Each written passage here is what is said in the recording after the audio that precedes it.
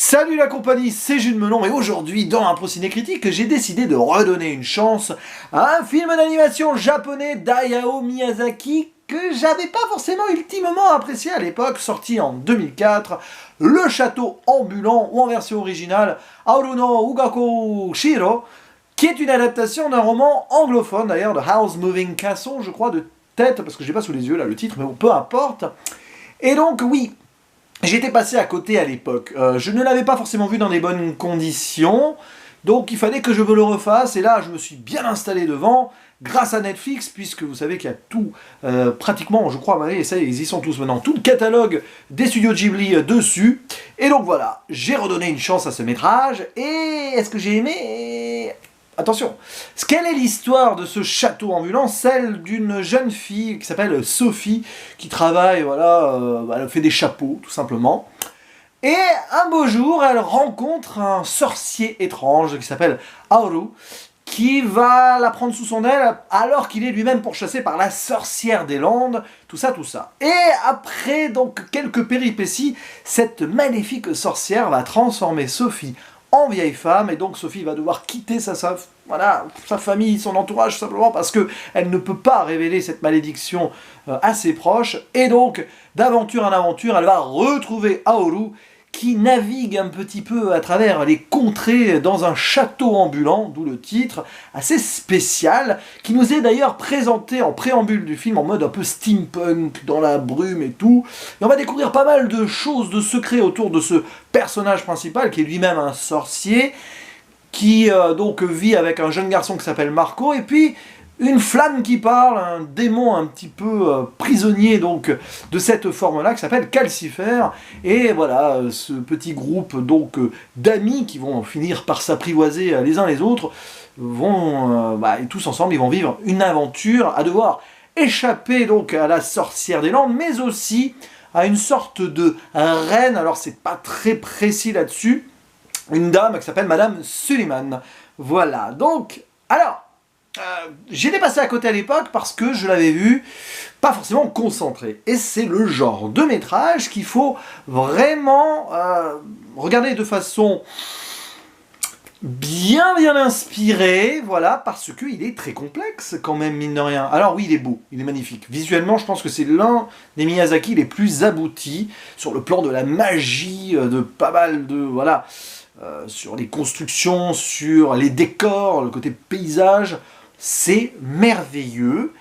Après, je trouve quand même que l'histoire en soi est intéressante, oui, mais à la fois simple et compliquée. Et je comprends pourquoi j'avais décroché un petit peu la première fois, parce que quand même, voilà, il dure presque 2 heures, d'accord, mais il y a des moments où beaucoup de personnages, ça gravite, ça...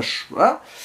Et j'ai un peu l'impression que Miyazaki a placé énormément de thèmes ici qui sont très forts, clairement. L'amour en premier lieu, l'acceptation aussi de certaines choses, voilà. Je ne vais pas en dire plus parce qu'après ça serait spoilé. Les faux semblants, la magie, donc tout ça.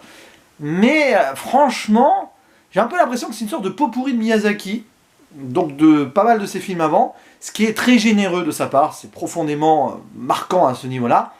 Mais c'est bizarre hein, ce que je vais dire. Je trouve que ce métrage manque un poil d'une certaine forme d'accroche à cause du fait que ça part un petit peu dans tous les sens, notamment dans la seconde partie. Parce que franchement, je vous le dis, les 30-40 premières minutes, c'est parfait. En le revoyant, j'étais là en mode, oh la vache, mais en fait, ça va être un de mes chefs-d'œuvre, clairement, du monsieur.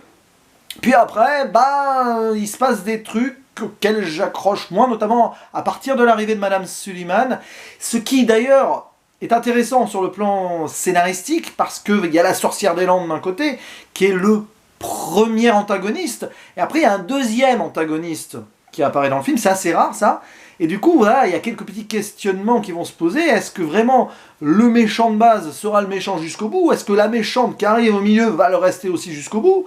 Et puis tous les mystères autour de Haru, le sorcier, avec en même temps les questionnements de la jeune Sophie devenue vieille, et qui est dans une sorte de contradiction, de paradoxe en elle-même, puisqu'elle est à la fois plus sereine, plus mature qu'avant, mais forcément triste aussi d'être dans cette situation, tout en acceptant celle-ci, et en se faisant des nouveaux amis du coup, et en se donnant à fond dans ses tâches différentes, puisqu'elle se fait passer un petit peu pour la femme de ménage, voilà, grosso modo.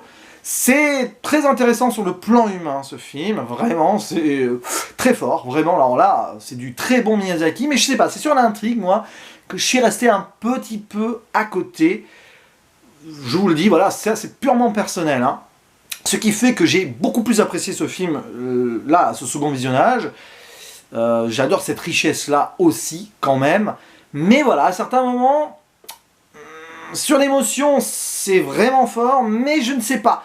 Il y a peut-être un peu de surplus sur certaines choses qui ont fait que je suis pas totalement à fond comme j'aurais pu l'être sur un Voyage de Chihiro, qui est mon préféré, ou même Princesse Mononoke, qui pourtant est assez aussi complexe dans son déroulé, mais peut-être plus dans ce sens médiéval et forestier naturaliste. Là, c'est vraiment sur la magie, peut-être que c'est ça, le plan trop magique, à un moment, voilà, je suis peut-être pas autant à fond sur cette thématique-là que sur donc ces thématiques un peu plus, on va dire, environnementalistes que, par exemple, dans Mononoke. Ah ouais, et pourtant, je dis ça, mais dans Chihiro, c'est un petit peu la magie aussi. Mais voilà, c'est vraiment inexplicable. Ce film me résiste encore un peu. Peut-être que le troisième visionnage sera le bon, je n'en sais rien. Mais bon, sur le plan des couleurs, le graphisme du château, génial. Les personnages sont super attachants, clairement.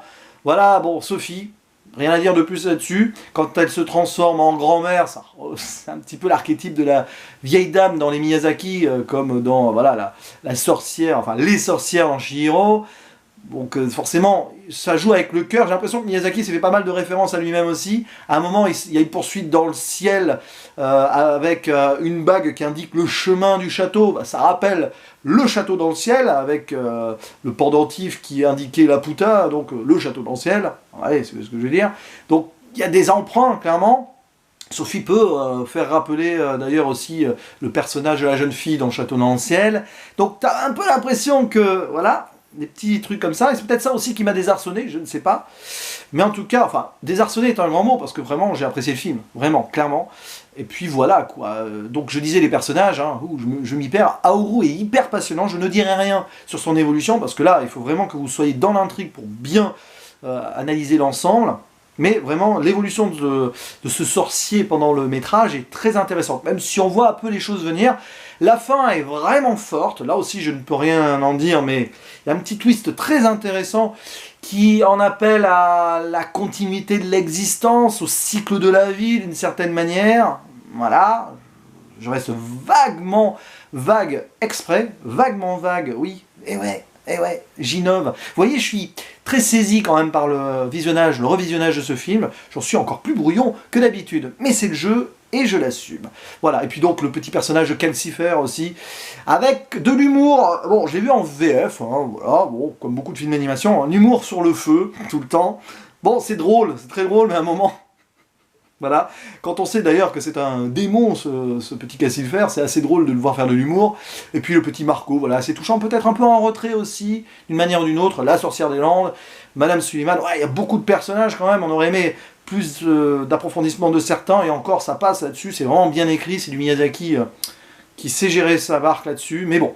Voilà, donc en gros, pour conclure, sur ce château ambulant, j'ai plus apprécié que la première fois, je monte à 7 sur 10, et c'est un très bon 7 sur 10, hein. Voilà, très bon sur Captain Watch. Ça sera pas mon Miyazaki préféré, pas encore, mais bon, Miyazaki il a tellement fait de grands films que même un 7 sur 10, ça va peut-être le classer, je ne sais pas, en 10e position, j'en sais rien, je dis au hasard, 7e, 8e, 6e position, allez savoir, de tous les Miyazaki, je vous avoue que là, j'ai pas le classement en tête, mais il va peut-être remonter un petit peu, en tout cas. Et ne me manquera plus, pardon, qu'à redonner une chance à son dernier à date, hein, Le Vent se lève, que là, j'avais vraiment pas apprécié. Mais je pense qu'avec plus de recul, celui-ci aussi, je le remonterai dans mon estime. Voilà, c'est tout ce que j'avais à dire sur le château ambulant. Regardez-le sur Netflix si vous ne l'avez pas encore vu. N'hésitez pas à réagir en commentaire pour dire pourquoi, par exemple, vous l'adorez. Voilà, j'ai envie de savoir. Ou pourquoi, comme moi, vous avez quelques petites réticences. Hein. Le débat est ouvert. Je vous dis à la prochaine. Ciao.